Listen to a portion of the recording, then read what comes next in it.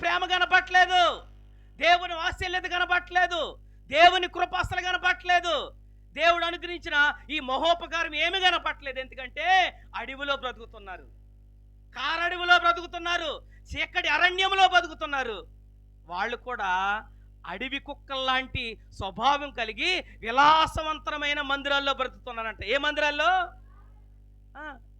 చాలా బాగుంటుందండి, ఇక్కడ చాలా బాగుంటుంది, హ్యాపీగా ఉన్నాం, ఇక్కడ చాలా సంతోషంగా ఉన్నాం. ఇక దేవుడితో పని లేదంటారా? నేను సృష్టించిన సృష్టికర్త పని లేదంటారా? ఇక ఎల్లకాలము పైన పియానో, కింద టీవీ, చేతిలో రిమోట్, సెల్ ఫోన్ ఉంటే ఇదేనా జీవితము? కాదు. సుఖ విలాసవంతమైన మందిరాల్లో అలవాటు పడిపోయారు. కానీ దావీదు అంటాడు, ఆసాపు అంటారు, ఇదిగో నేనైతే జీవము కలిగిన దేవుని దర్శించుటకు నా హృదయం ఎంతో తృష్ణ గొనుచున్నదంటాడు. స్తోత్రం.